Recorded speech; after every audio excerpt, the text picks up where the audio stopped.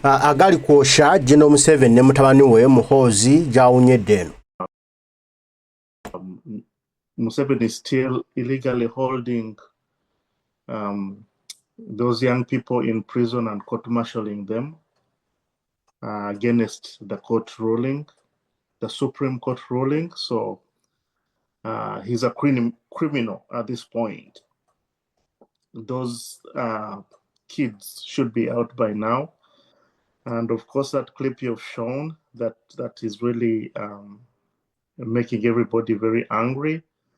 He has now moved to young people, young girls, brutalizing them,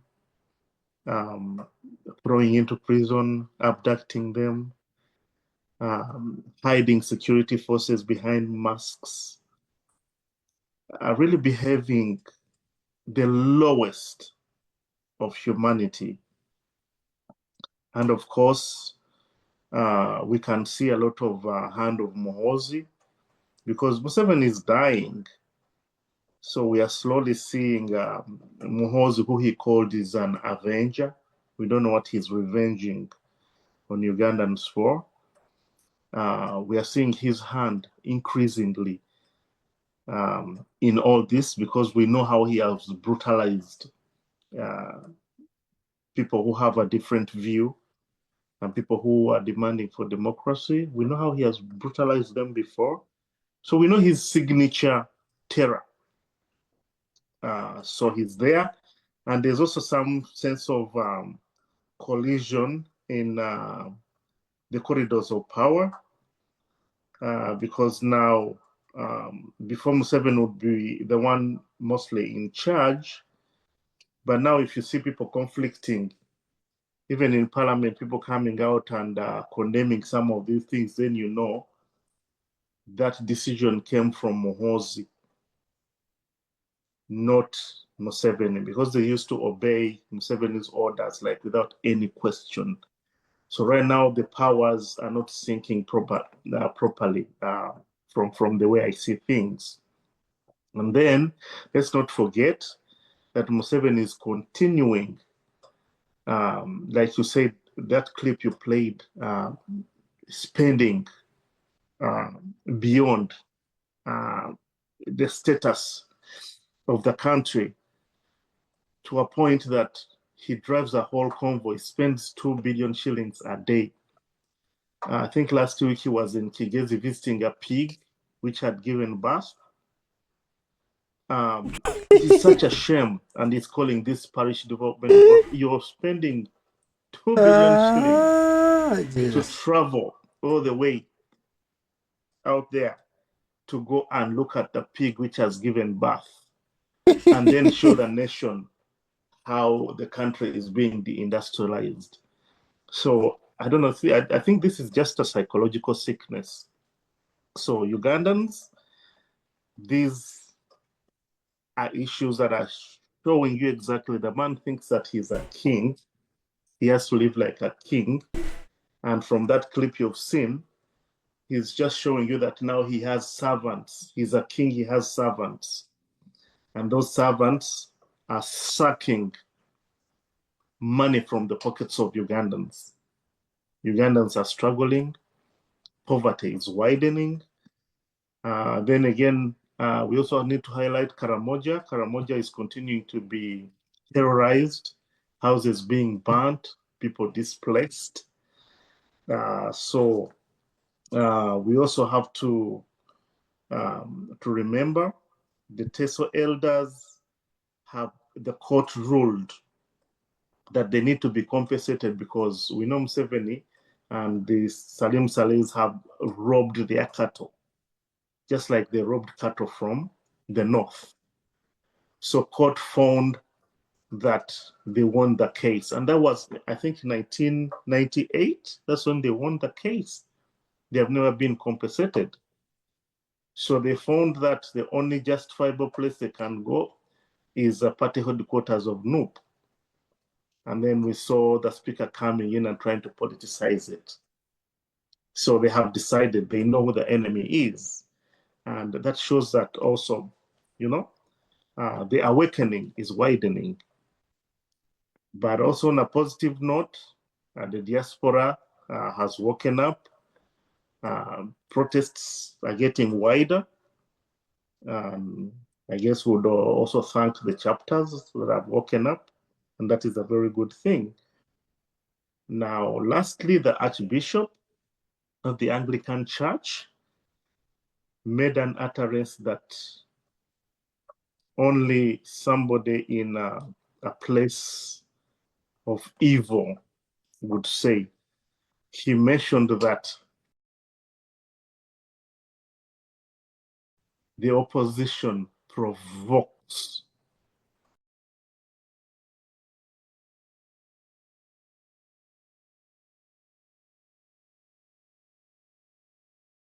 security, and that also in line in response to the terror that's been rained on the opposition and the journalists. And yes, he has been receiving a good response from Ugandans, and we have clearly shown that he's in the hands of Museveni, and they have shown clips when he's receiving money from Museveni. Many of these have received vehicles, so the church is being held accountable.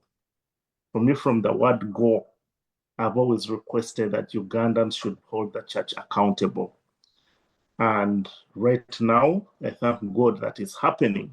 Young people are saying, no, there is a problem with the church and the religious institution in Uganda, and they're all under the evil man against the valued life of Ugandans. And right now, slowly, the church and church leaders are being exposed and challenged that silence is connivance. So, yeah, let me hold it on that now. Other people will probably expound on that and also give us areas that we may not have mentioned here. Yeah, that's what's up. So somebody should take over from here. Dorcas, you're still on? Yes, thank you. Thank you so much, brother. Yeah, I think at the moment we should, sorry, I'm still trying to sort out my picture, my image, but yes, those were not security forces, but rather, for me, I've seen that in, I don't want to, in movies, armed robbery, so I don't know, those were thugs. So at the moment, thugs are brutalizing Ugandans because you cannot tell me police or the security forces or the army, they're not in a bush fighting a war, They are brutalizing Ugandans broad daylight.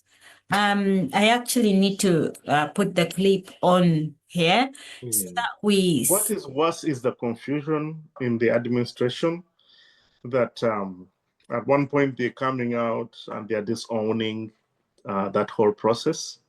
But we could see very well the way that NUP officers had the army having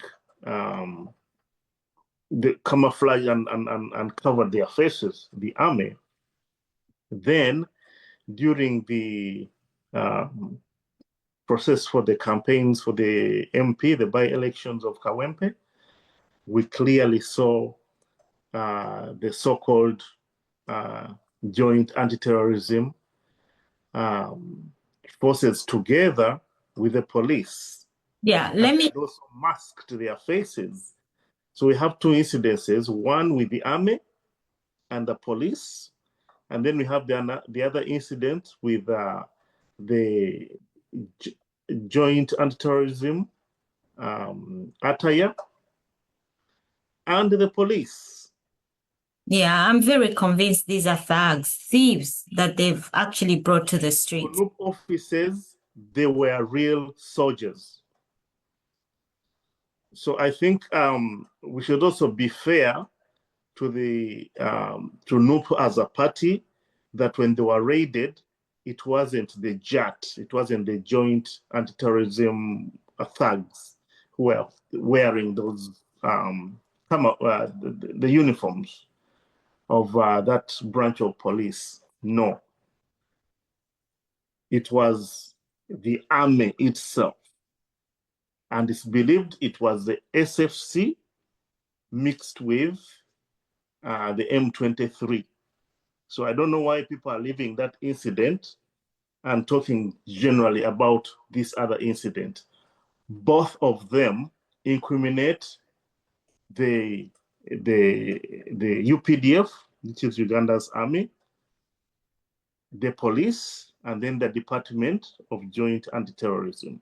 Those are three sections that we need to clearly bring out. Yeah. So the army is clearly involved, and they're also covering their faces.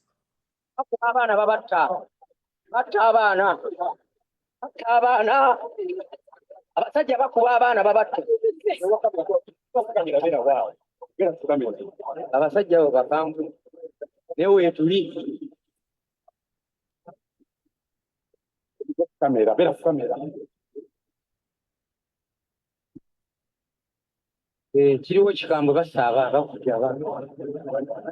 Brother, ate oyo nona yaffe. Saakubye yaffe.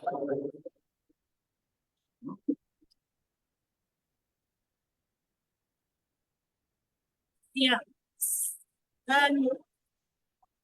Perhaps I'll take the volume off because Comrade Reggie, I sort of wanted to ask. So on this day, what was this the by-election day as well? Yeah, this was a nomination day for the candidate of the major party, the major opposition party in Uganda, which is yes, National Unity Platform. So they were trying to prevent the nominee from registering for the party.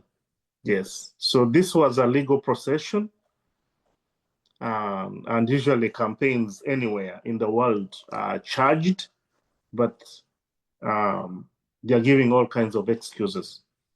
Yeah, so I think it's diversion again from government. You know, I don't even know if we should be calling it government. Museveni and his murderous regime, his thugs. Yeah. So what is so shameful is that the director of the National Referral Hospital, which is tax funded in Uganda, issued orders that nobody who has been brutalized by these goons should be treated, which is totally against the code of conduct of doctors. And I think Dr. Mugeni would expound on that. That woman should be in jail. She's called her name Rosemary Kusaba Byanyima. Yeah.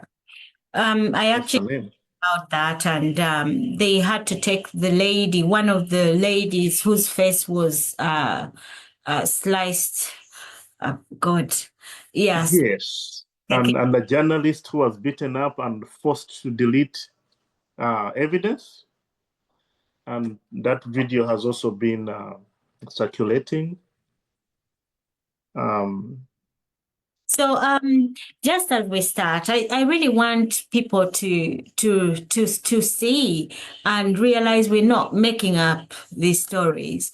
This is a procession, like we all have been told. We can see these people running. Of course, there's tear gas, rubber bullets, whatever is being, shot at them.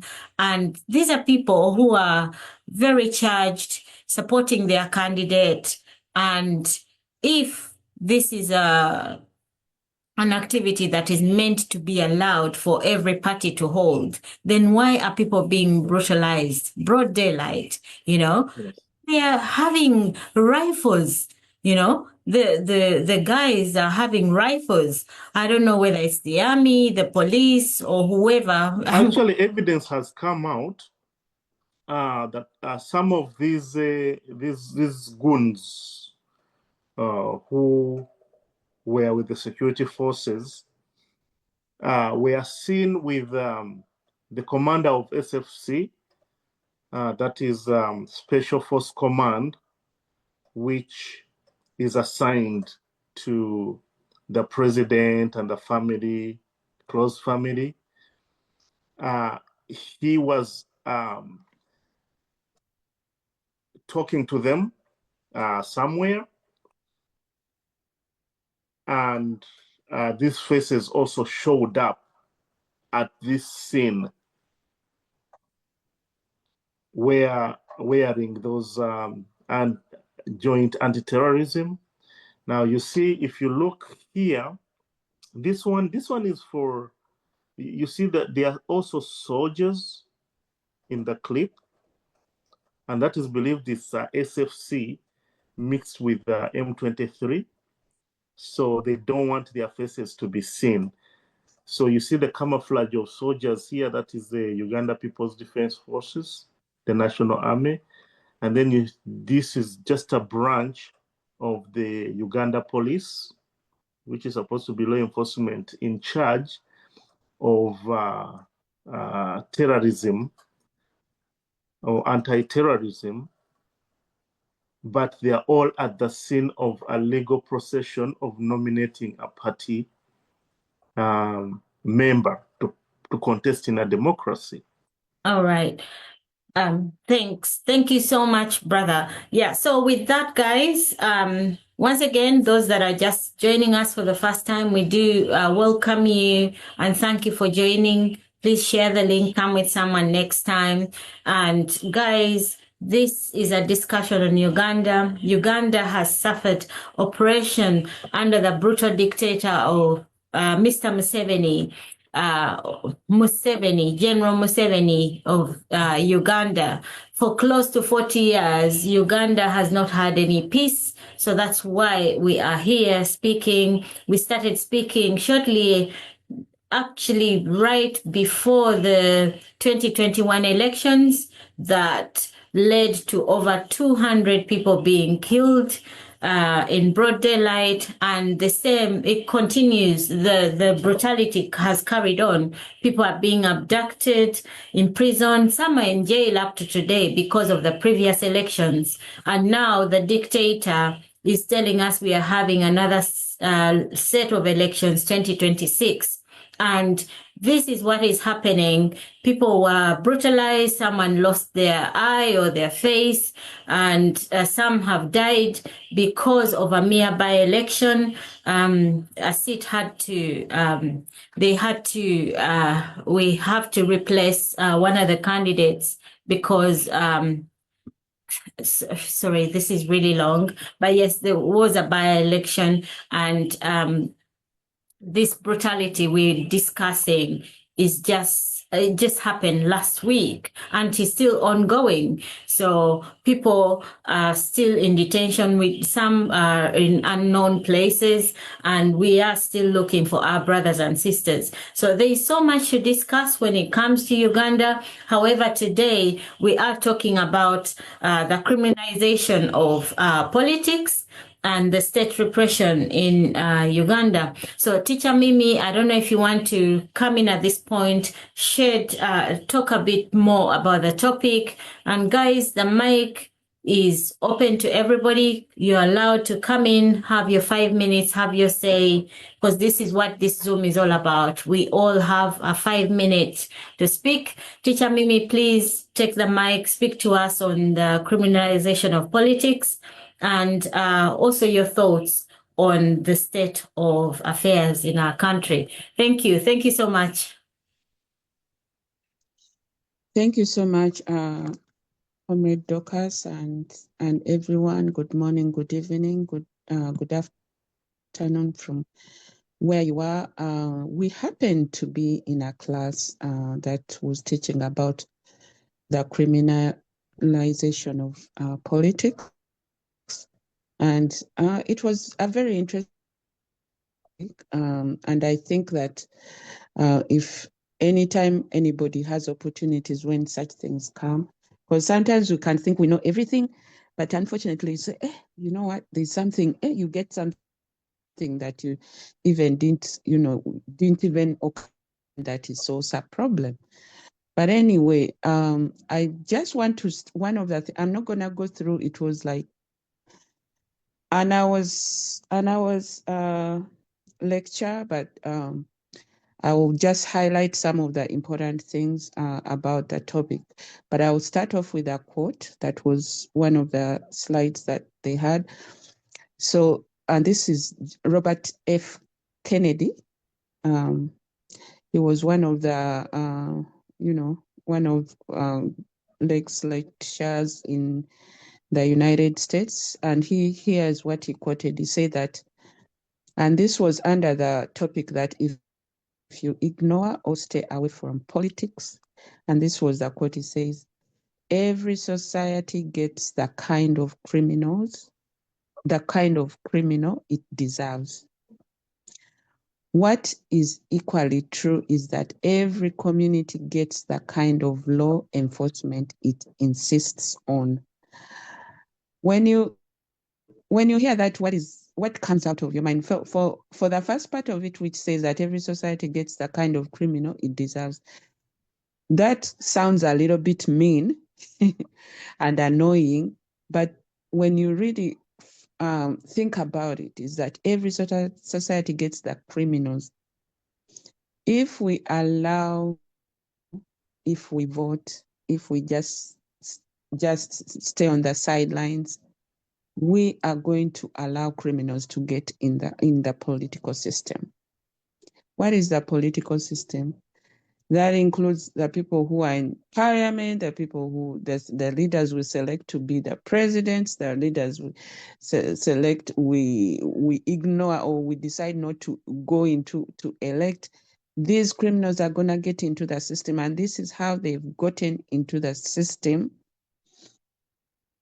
And what we are experiencing, like this quote says, is what we deserve. Because if we allow it, if we vote for people who are criminals to get in, they are the same people who are going to come and beat us. They are the same people who are going to dictate the same laws. The laws where we are saying, oh, they are manipulating, but we are the people who elected these people. So the message that I got out is that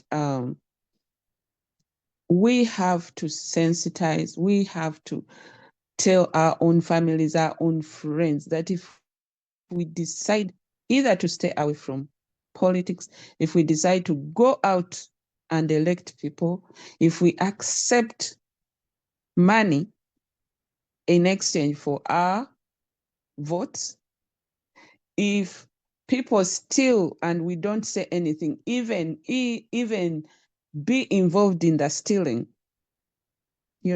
stealing doesn't only mean people in parliament who are stealing, but even you're working in a hospital, you're working in a school, they are bringing resources for the school, and you decide to get that resources and sell them outside of the school. And then we come here and we complain that we are allowing this criminality in our nation. And that is what we get. So when these people come out and start hitting us and beating us and whatever, like the quote says, what is equally true is that every community gets the kind of law enforcement it insists on. We are allowing them to beat us because in the first place, we elected them. We are allowed we are involved in the corruption they are involved in.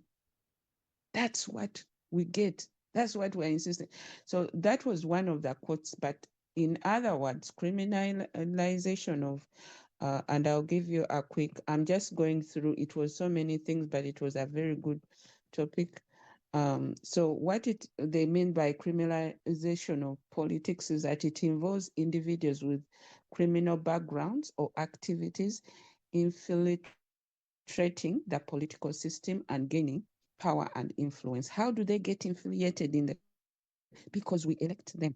And whenever you ever elect somebody who's criminal, they will make sure they bring, it's like allowing the devil in your life. Let me go back on the religious side. On the religious side, maybe we can understand that. You start off by watching something, you like it. Next thing, you're dreaming about it. The next thing, you act. You act. And that's how essentially the devil works with us, you know. You watch something and then you like it, and then you go home, you're thinking about it, and then next thing, let's say I'm just gonna say in a married, like if you're married, you saw a girl somewhere in your office, you loved the way she dressed, you went home, you started thinking about that, and then next thing you're approaching this girl, next thing you're doing that, in thinking, you know, you're cheating on your wife. So that's pretty much how we bring criminals. So we accept their gifts, we accept their money, we elect them, or even us who know they are criminals, we decide, I'm not going to be involved in that political thing, you know. So that is how these people get infiltrated into the political system. But it continues to say that criminalization of politics undermines democratic governance. It erodes public trust, and it leads to widespread corruption. So what explains this? What explains that corruption? Because sometimes we are just looking, oh, they stole money, they stole. But do we look at the cause, the root cause? The root cause is us who decide to elect them, who decide not to say something about the wrong things they are doing, who even get involved in the acts they are even doing. If you go and start saying, oh, the other person, you take a camera, you zoom it into a comrade, because you practically want those people to see that picture on the Facebook, and say, oh, that is a NUP member, you know. You're giving them a chance for those people to be picked up, you know, picked up. Why don't you zoom up into the people who are criminals? Why do you zoom up in people who are just going to speak up and you know, say something about the ills and the evil in the political system or in the country? Do you notice that those people, you notice, you go on Facebook and they are zooming up on the comrades, on the whatever, you know, and then this next thing, these people are getting picked up, you know. That is what the quote is saying, is that we ourselves are the ones contributing to that, to these people who are getting into our system and, you know, diverting it from away from justice. Then it also continues to say it creates criminalization of politics, creates an environment where criminal interests are prioritized over the public good. When somebody gets into public office, you think they are going to prioritize? They will remember that you gave they will remember that you gave them the vote. That's why every 5 years, when they come, you give them the vote. After, they will never come back until the next 5 years. You know, they are prioritizing their own stuff, and they are coming back on it for you to give them another 5 years. You know, so continuing with this is that they prioritize their interests over the public good, weakening the integrity of the political institution. And you've seen it. Judges, look at them. It's a large topic, and I wish everybody had a chance to attend this topic. I don't know if the professor that taught it will ever get another chance for the rest of the people to hear it. Yeah, but that is kind of briefly what it is that we ourselves as citizens allow criminals to enter our system, and we're just sitting there, we're not saying anything, and that's how they have. So when they enforce all this, they beat us, we have to understand that if we don't do something about it, it will continue. We are allowing them to treat us the way they treat if we just sit back. So that is the brief summary of what I have to say. Thank you. Thank you. Thank you so much, sis. The bit I like is we've allowed this, you know, and we actually have. Because look at a hospital not treating somebody that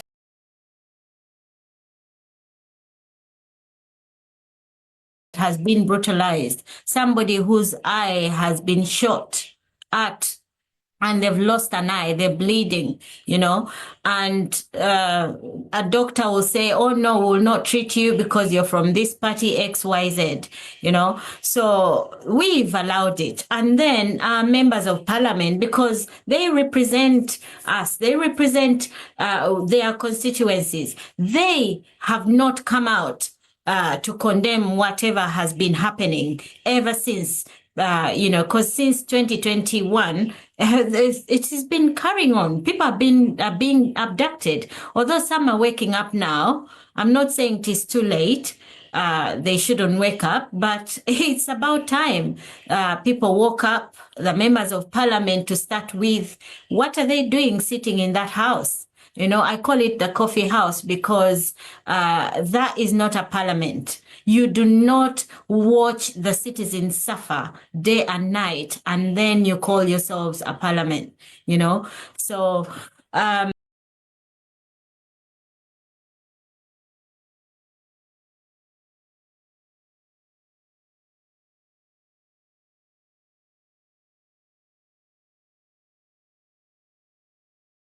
ladies and gentlemen, the topic is open. Please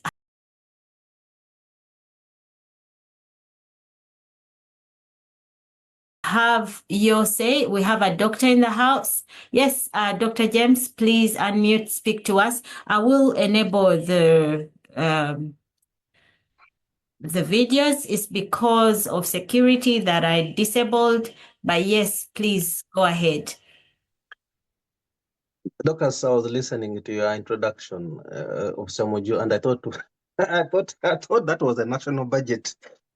Oh my goodness! It No, is so. that's Seven's budget. He spends. It sounds like you're listening to a budget speech. I'm like, yeah, just for him to visit a pig, Dr.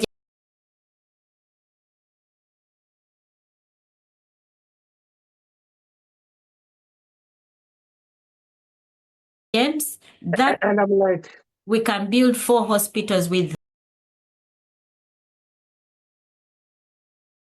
1 visit of the president.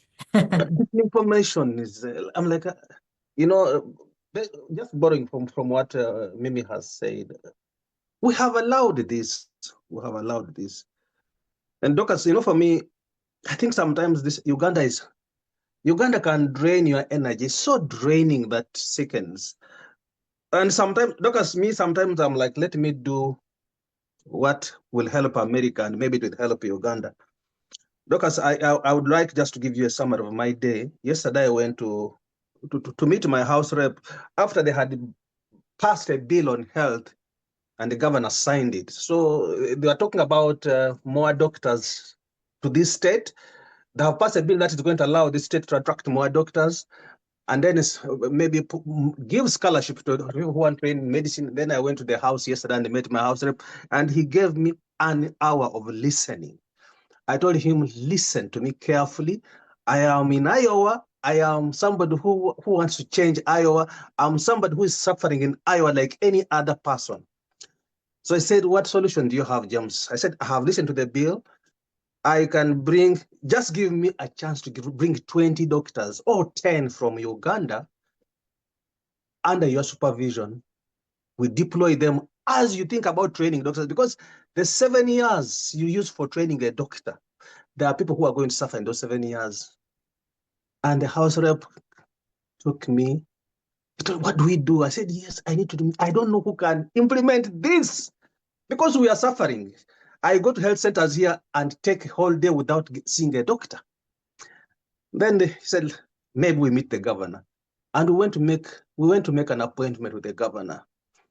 So my interest is, doctors, for me, I'm like, what am I trying to say? That we who are in America can have impact, maybe do some few things from here that can change, because this state doesn't have health workers.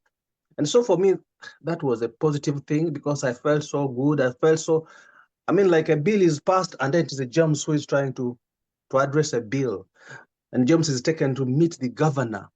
And like, yes, how does this work? Now we will have to push it to the Department of Human Health and Human Services. So Doctors, for me, that worked for me. But when it comes to Uganda, I saw, yes, the other day I started a move. I'm like, no, you can't only talk about Dr. Besigye and you have Machete who is on hunger strike. You medics are beginning to bias medicine. The mere statement that there can come a statement from Lago that says don't treat NUP, then the way we handled Besigye justifies this. If you went for Besigye alone and then you have Machete on hunger strike and you're not responding. So this morning when I woke up, the medical council, the association had written a statement on Machete and the rest of the prisoners. For me, Doctors, those things make my day. It's like I see something, focus on it and target it and look for important people. I look for people who can influence. So one, we have now focused on Machete and I'm requesting all of you to push, because Mangen has just asked me, I should talk about it. It is wrong. Medicine is non-discriminatory. So by the time you hear a statement coming from a national referral hospital, then medicine is dead.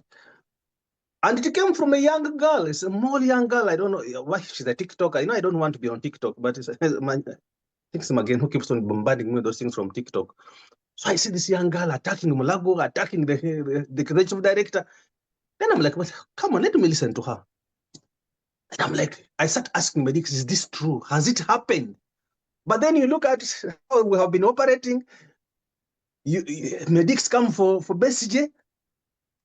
And you're like, you people, there are so many people who are suffering under this. Besigye should just be used as an image of what is in Luzira. And now here comes up Machete, who is almost, they tell you he has lost weight from 70 kilograms to 40, and we are silent. So for me, when I saw the Medical Association respond, I think that wraps up a bit of my week, because I can say, I can own it. I had impact. My state is going to listen to me. I'm like, we have solutions. We can create solutions. You are talking about giving a 5 million green card to people who can come and change. And I told them, me, I don't need the 5 million. I'm more than 5 million. If you allowed me to bring for you doctors here, whom we should supervise as you train yours, because there's somebody who needs service in those 7 years of training a doctor. We can address problems in the rural areas. And that made my day, Doctors. I think, Mangen, I have answered your question. Medicine is non-discriminatory. You have answered because it's your profession. No. It's a fact. It's don't throw it at me like that, Mangen. Come on. It is what it should be. It's what Mimi has just told us. Don't accept it. Don't accept it. But these people are so evil. Yes. How can you work in a national referral hospital being paid by the taxpayer? You come out, you become political, and refuse to treat young people. And you have children, by the way. You have children. That was very bad. And you're promoting such evil. Yeah, I'm done. I think it's time for I can see my time is talking of 9. Maybe it is time for us to recognize those who are resting in peace. Yeah, time for silence. Moment of silence. Yes, yes, guys. Let's honor our brothers and sisters.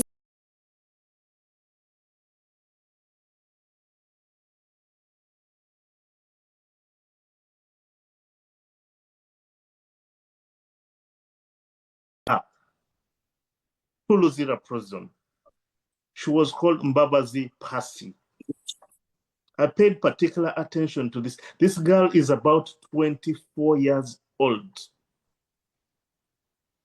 Yeah, I think this is the clip that I was trying to share. This is the one.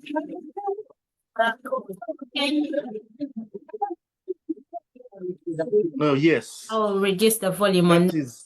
That would be Mbabazi Pasi. Yeah, so. And yes. Yeah. No, there's Mbabazi Pasi and then there's Olivia Katende. Actually, there were 2. Okay.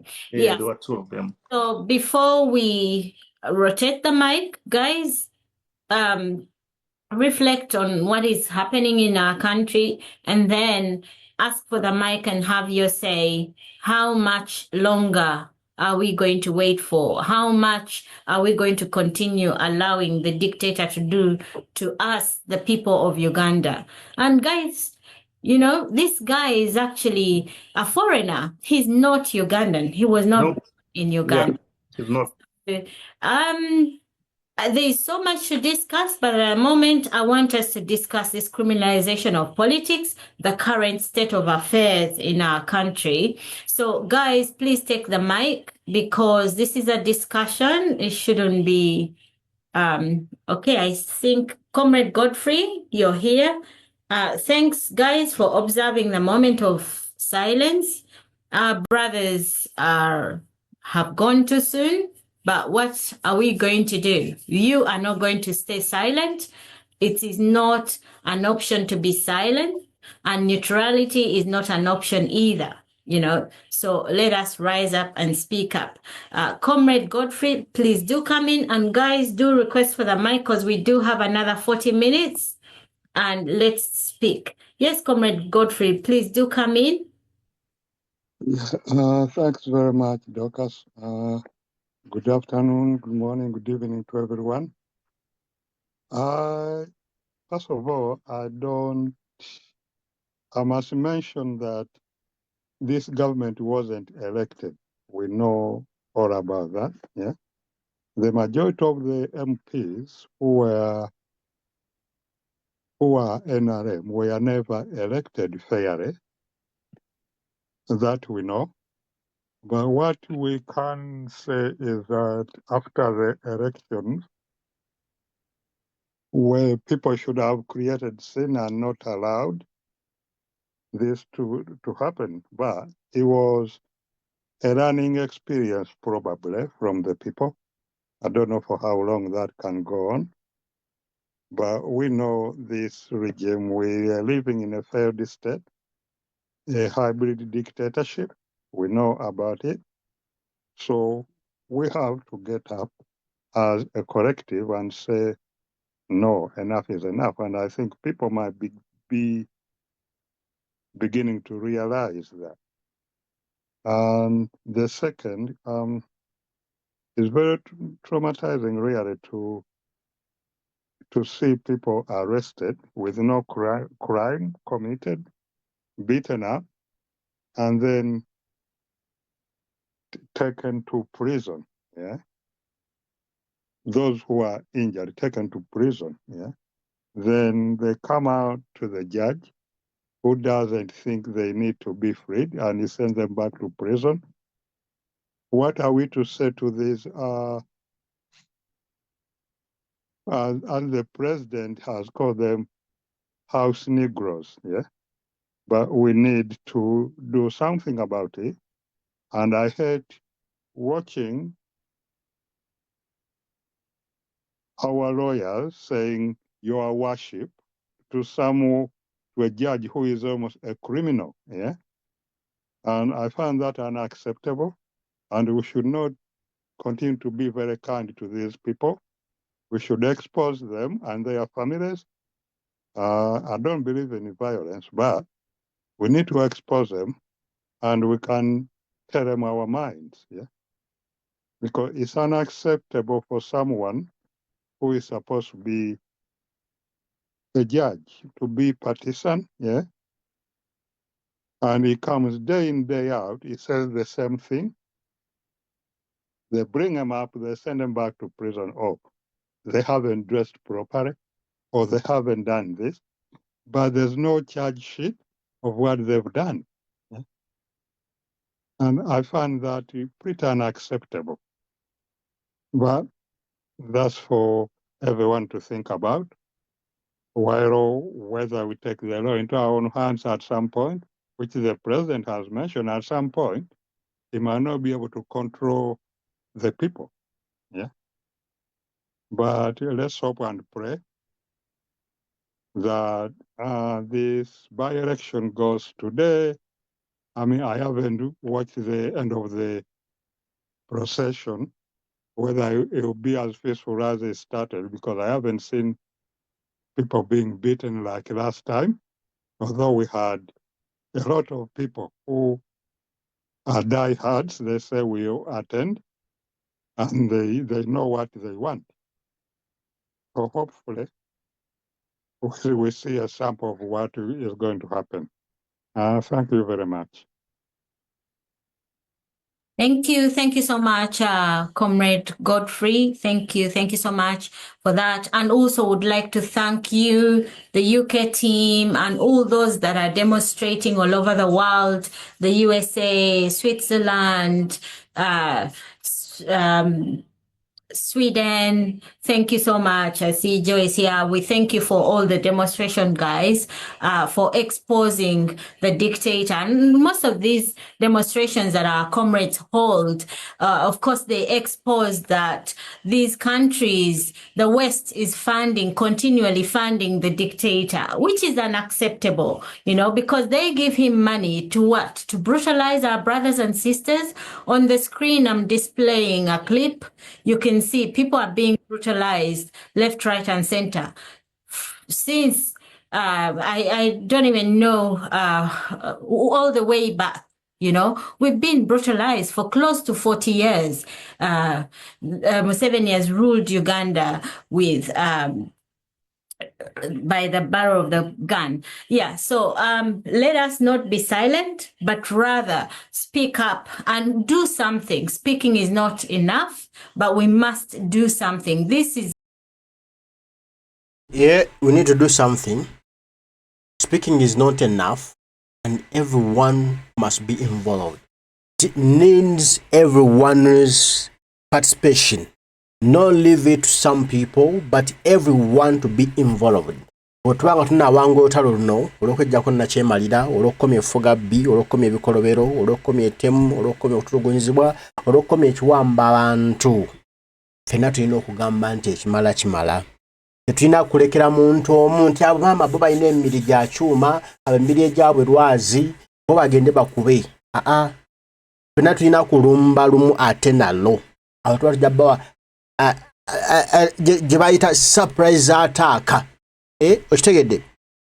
Bakankane bakole ensobi, tukiyiwe ekintu kyabwe, olwo Uganda enyume, Uganda eddemu, efune emirembe, Uganda tugyeyagaliremu. Naye nga buno buvunaanyizibwa bwa ffenna, buvunaanyizibwa bwa buli omu okukola kino osobole okutereeza ensi yaffe. Tewali ajja bitukolera, taliiyo. Ajja tukyusiza buyinza, taliiyo. Okujja ffe tulina obwekyusiza, ffe tulina okwegoberera nakyemalira, okuba n'ensi ffenna mwe tuneeyagalira. Naye ebintu si birungi.